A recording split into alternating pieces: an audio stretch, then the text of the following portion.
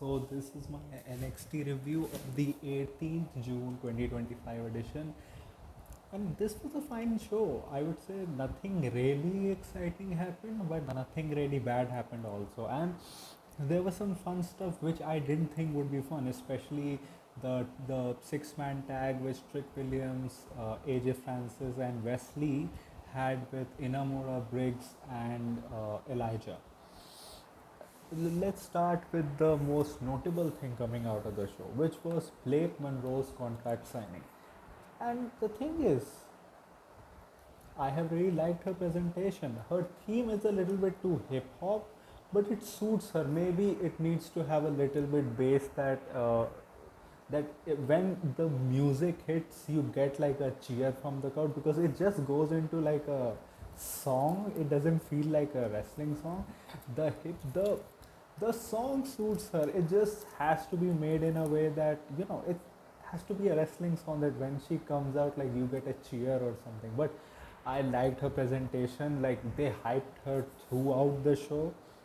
Like you had a vignette at the start of the show where it was essentially where Blake Monroe is coming to sign the contract, and that what was the line that fists are not only the way she shuts people's mouth or something like that, that she wore her dress, and then they also had showed her like getting out of her car, like someone like holding the car door, then she taking all the photos and everything, like showing the glamour part. Then the actual segment happened, which Ava was in the ring, and she, the usual stuff that our women's division is the best in the world, and that already adding to a stacked women's division is Blake Monroe. So Blake Monroe said that no, nobody is oblivious to the fact that WWE has always been my dream, and I'm here. And when she was just about to get into the nitty gritty, Jay-Z Jane with the rest of Toxic Attraction shows up, and she was like, why is the general manager kissing the newbie's ass? And I like Blake like pointing towards her ass, like shining it, like oh. And she was like Fallon, tell them like what happened when you. Fallon was like, I didn't get any of this when celebration when I was the North American champion. One thing that I really like about Fatal Influence is that whenever a face says something which is like insulting, their expressions are very like great, like almost cartoonish, but that is what you want from your heels. And they were essentially like, we have been running NXT and we are not going to give the spotlight to this person. You are just going to be another new signing. And then Blake Monroe was like, uh, she said some line which was really good, like maybe you should deal with that, and you haven't deal with this. And she like bit slapped her. But then and also like when Blake did when Fallon Henley and everyone are attacking, she did put down both of them, but then she turned around a little bit too quick because it felt like JC like she waited for a little bit more time than it was probably going to be, because she took JC and took time to hit a finisher. Then she hit a finisher, and then they put her through the same table where she was to sign her NXT contract, and she was put through the table. And welcome to NXT, like your first night on the roster, and you already get put through a table. I do think what's gonna happen is Great American Bash. It's probably gonna be Blake Monroe versus JC Jane. I first was thinking it was going to be Fallon Henley, because Fallon Henley was I think they were indicating towards, but then they put her through a table. I do think it's going to be Blake Monroe versus JC Jane at Great American Bash, and I think Monroe is going to win, and then she's going to face Jordan at Evolution, or maybe the Shawn Michaels stuff that he already does. That he doesn't really want anyone to like lose use their biggest star so he can just make it a triple threat. Like just have Blake Monroe versus JC versus Jordan, and be like, JC, you have done so much for us. Okay, we are snatching your chain like you're a placeholder champion, but we'll put you on the evolution card. Then you can have Blake Monroe like pin uh, JC Jane, and you can then protect Jordan Grace as well. Speaking about Jordan Grace, they gave her the production theme 5. Like, they are some greedy bastards. Doesn't like Jordan Grace own her theme music now? So I don't think they want to pay her for her music, because if they're using her music, they probably need to pay some amount of money. So these greedy bastards don't want to do that, so they just have this fucking generic ass. Like, it sounds like, when Chris Jericho said in his book, like, I don't even remember where they got my music from. It was like it was used in some like WCW 1990s or something match card music that they got from him. It sounded like that. But the match that Jordan had with Lola Wise, it was probably the match that it was probably the match of the night, like the reversal, especially the end reversal of the spinning kick, but then she hit like a suplex and then she hit her finisher. But even before that, the kick that Lola hit to Jordan, I think she broke her nose or something. Her nose looked a little bit flattened. But I get why WWE management rates Lola Weiss, because she is great in the ring. I just don't like her. I am a Latina, and then hitting her with you just hit her with your ass.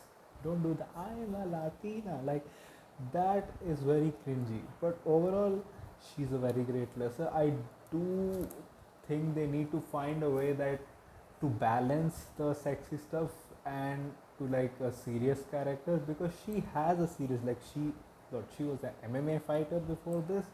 I don't know, you need to like develop her character in a way that it is balanced, because if she just goes to the main roster with the current character she has, like, she'll just be a comedy act. Like, she just won't be able to get to where they want her to get to. But overall, the match of the night, and apart from that, all the other matches were fine. They were not some anything special, but they were, and what do you expect? Like, these are like NXT growing talent. You don't expect 5-star matches from them. Thea versus uh, Miss Parker was fine. I like the finish a lot. I think this should happen like more, because you have seen submissions where people tap on the side and referee is on the side, and you may wonder like, why didn't the referee like check from the other side if they have really tapped or not, because it's your job. And that was what got uh, Jada Parker the win, because first of all, Thea attacked Jada before the match because they have a beef going on between them. But then Jada did the phantom tap, which was essentially that her hand was here, and it went down to her ass, and she tapped out on Thea Hall's ass, and then Thea was like, "I won." She immediately let go of the submission, but then Jada hit her with the hypnotic, and then she won. So Jada is in the fatal four. Where you also had Izzy versus Zarya, like you had backstage segment before, where I don't know from where did Tatum Paxley show up from behind, and she was like, "Oh, I don't have any friends," because they just went forward. But it's your fault. You showed up from behind while they were like ahead a few more steps from you. You could have just gone to them, they would have said hi to you. And even during the match, I was like, where the fuck did Tatum come from? Like, she was like, "Hey," and I was like, why are you like what was your actual plan? Like, even if Zarya didn't lose, like, you surprising Soul Ruka from the back, like, what were you trying to do? Like, what, playing Ringa Roses with them? So she distracted Soul Ruka, and then Izzy Dame, because of the distraction, hit her finish and did like a sexy pin and won. I actually thought that Brooks Jensen will interfere, because Izzy brought out the whole chair and everything. One thing about Izzy is I think she has finally found her character. Like, she seems like the way that she's a brooding influence, the way that she says things, like her voice tone has changed a lot that since she has joined the claim. I think she has found the right gimmick for. She feels like she's in her like fucking 30s and 40s, an experienced woman, like a manipulating, like succubus something, but also very like clearly focused on her goal. But she's not. She's probably in her 20s. And she is not like great in the ring, but she's fine. And I think in WWE, you don't really need to be like great in the ring. If you are not bad, if you are serviceable, and if you got a good character, you can still become world champion. Like Randy Orton, most of his career. John Cena, a lot of periods in his career have been. And they have been really uh, like protecting Izzy. Like I can see Jada taking the pin next week because they have been protecting Izzy a lot, and I do think probably Izzy is facing Sol Ruka at Great American Bash because after the match you also had like a backstage segment where Tatum was like, I didn't mean to like distract you, and Sol was like, yeah, I get it. And Zarya was like you're okay with me losing that fatal four way. Soul was like, no, no, no, it is not. But then Izzy shows up. She was like, you know, if they were, I have always told you that they are not your friends. Like if they were for your friends, you would be in the little TikTok videos. I do think this can lead to a triple threat or a fatal four-way match also. And please do not think that this is something that never happens. This is not the main roster. Like you see, like singles feuds quickly turn into like fatal four-way triple threat feuds in NXT in like a week. You have seen that with Julia, even Stephanie O'Keefe. So uh, I can see this being a fatal four-way match because otherwise, like you're not gonna have Sol Ruka. You like Izzy is not winning it. Izzy is probably like getting protected because I think Thea will attack Jada, and that way probably Jordan will get the win. And Izzy has now like gotten a pin over Zarya, so it makes sense for her to go after the NXT Women's North American Championship. Maybe you can do a singles match, and you can probably have the like the the hanging over her head is that who is Tatum gonna side with? Is Tatum gonna side with Izzy? Is Tatum gonna side with Sol Ruka, Zarya? Like, do you do the Zarya turn there? Maybe have Izzy Dame win the North American Women's Championship, have Zarya do the turn on Sol Ruka. But then I think like, is it time for Izzy to become women's champion? Like she has just gotten a character which suits her. Like I think she needs more reps. I think Zarya is much more ready. And Sol Ruka, I don't think it's time for her to lose the title. Has she even defended her title? I think maybe once against Kalani Jordan. I think apart from that, I think probably next NXT pay per view, like you build it up and you then have Zarya take the title of Sol Ruka because poor Zarya, like I think Stephanie and Julia coming into the roster like really screwed her chances, like especially Stephanie, because like I think it was the original plan that Zarya would take the title of Fallon Henley. Like when she came to NXT, it felt like she had like women's champion written all over her. You like give her a year, she will be on the main roster. Though the Zaruka partnership has kind of like kept her afloat, but she's still like in the limbo. Like they don't really have much planned for her. I do think now this thing is brewing. We may get Zarya heel turn sooner than later. Maybe not right now because you have the Tatum Paxley in this stuff, but maybe later. See, speaking about Kelani had a match with Lash Legend. This match was 90% Kelani just showing off her moves, like what moves she has. And Lash Legend had her like 2 3 moves in the match which showed her strength. But I do think this match should have been much more competitive. Of course, Lash Legend like did show out like some of her moves, but she got beat up a lot in this match, and I get why it was that way because first Kelani is a veteran, like now in NXT, like she was the former NXT North American Women's Champion. Also, Lash Legend is pretty green, like her singles career has just started, like she's kind of like starting from scratch. so you don't really want to like overexpose her that much, like expose that she's still green. So like she hit her with a finisher which looked really cool and won. Please change that music. Go carrot go, go carrot go. With that fucking morph voice does not sound that great. But Lash Legend is there. I can see Lash Legend getting some spots with Jordan Grace and everything. But that's what's going to be Lash's involvement in the Fatal 4-Way. And also, one thing is that they have like repackaged all the people like whose partners have been released. Like Noam Dar is back to being repackaged as a serious wrestler. Like you had a video package.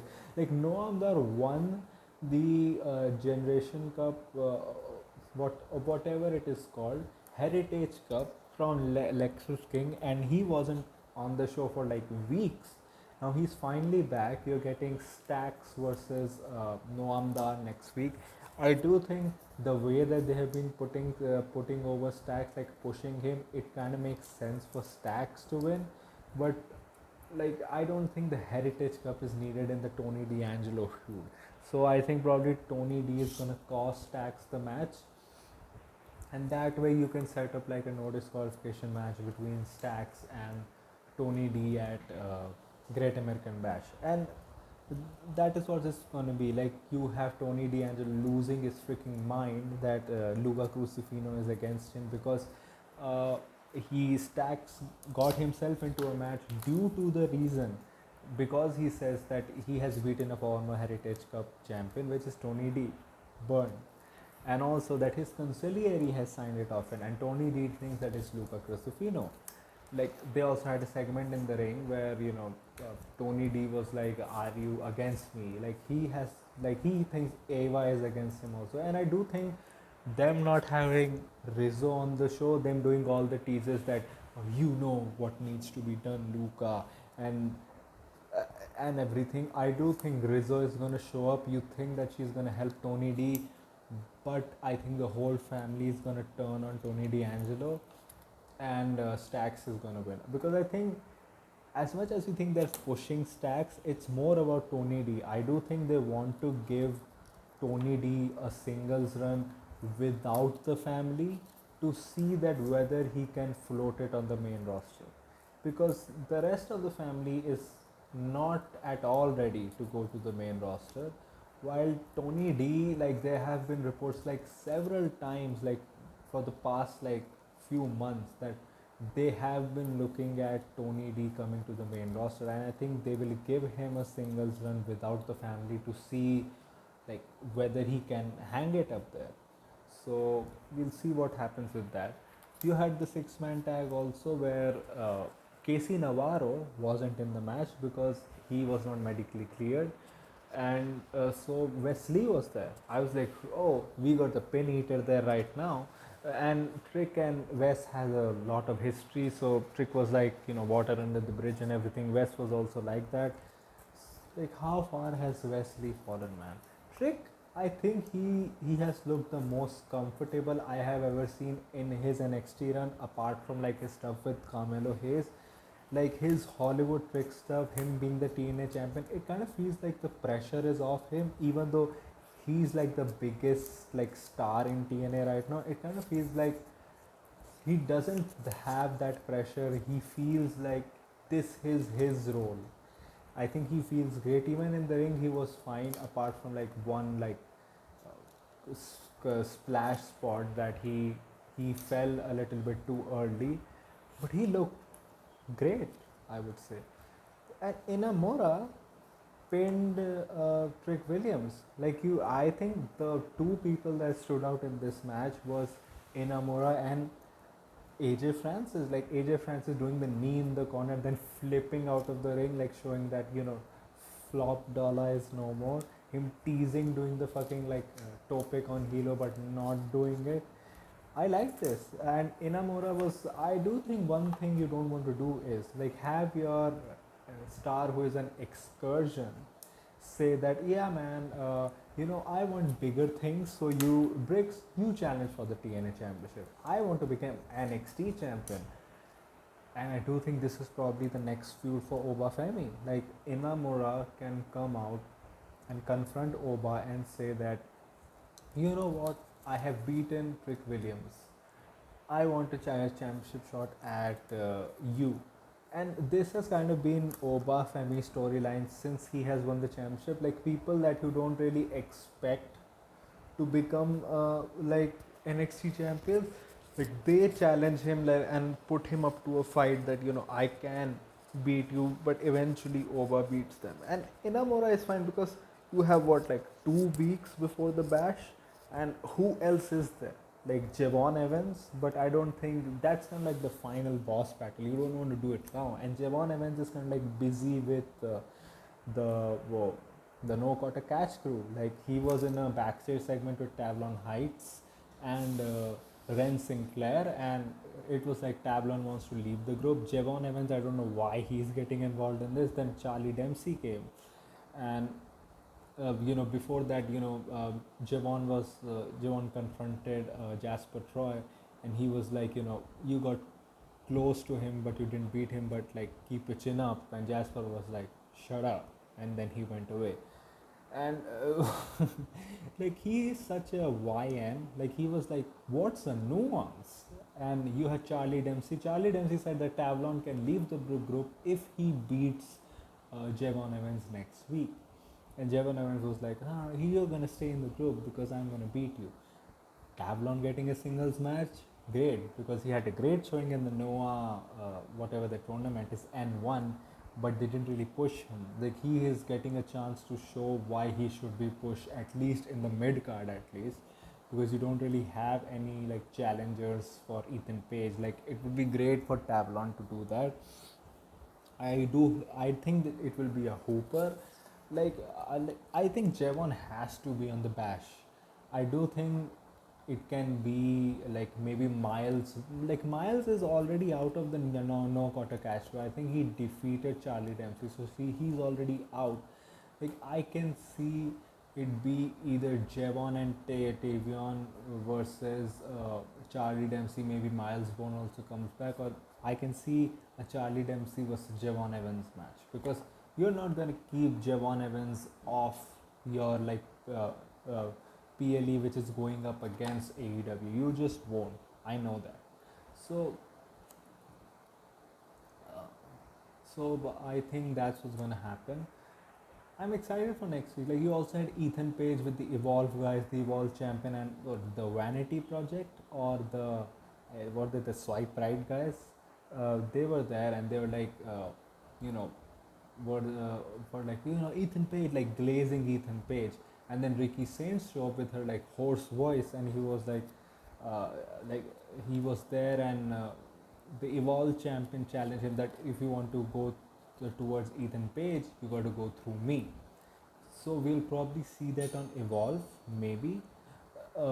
Because next week, I think, because you had Ashante the Adonis, who actually used the word Adonisly, like say that this is a numbers game and you don't have the numbers, and Ricky was like, I am going to be cleared next week, so see you then, Playboy. And I think that's what's going to happen next week. It's going to be Ashante versus Ricky Sage. I see Ricky winning that, and I think your final third match, Ethan Page versus Ricky Saints for the NXT North American Championship, happening at the Bash. So that is what you're going to do with Ethan Page, and I do think Ethan Page wins that, because Ricky is probably going to get called up after that. And also, I think I have Elijah. Like Elijah also looked good in the match. Like he looks like he's in such a great shape. I love it for him. Like I think that he got short end of the stick. Like he got over in every gimmick. Of course, he was not a great wrestler, so they can't really push him. But they didn't give him a chance with his like new gimmick, and they just released him. And I'm glad that he's doing great in TNA as well. He looked good in the match too. So what? And I do think what's gonna happen, like Hank and Tank have offered Josh Briggs and Inamura an NXT Tag Team Championship match also. Maybe we see that on the Bash, but then did High Rise beat Briggs and Inamura just last week. So I can see this going into like a triple threat tag match at the Bash, where you have Briggs and Inamura, you have High Rise, and you have Hank and Tank facing. You also had a fun Chase University segment where essentially Cale Dixon and the other guy just didn't listen to Chase, and you had like Chase like screaming expletives all over them, and Booker T was gooning in the second half of the show. Like for the first hour, he was pretty quiet, but then when he saw Chase, he lost his mind, not in a gooning way, but like he doesn't like him. And then you had Blake Monroe and everyone else show. He was like, God damn, and everything. So that was the show. I think it was a pretty fine show. You will give this a 3 out of 5 show. I think that's the perfect rating for it. And that was it. Like a lot of stuff happened, like which like further things. You had like good matches for TV happening. You had the fun tag match, and overall a fine show. It moved things further. And these middle weeks, you're not going to get a 5 out of 5 show. Probably next week is going to be way better because you're getting, Trick versus Briggs. Maybe you'll get maybe you'll get other match. You'll get the Fatal 4-way next week. So I think next week is going to be much better. But this week was what it was supposed to be, and you had the big segment at the end of the show. So that was our review. If you like this if you like my review and if you like this type of content, like this video, share and subscribe. If you don't, then share it with those who do. My social media accounts, my Twitter/X account and my Instagram account, links are in the description. So go follow me on that. My UPI ID, which is shareboy@okicici, is in the description also. So go donate any amount of money which can help me make YouTube a permanent career option. So that was it for me for today. So thank you, goodbye, alvida.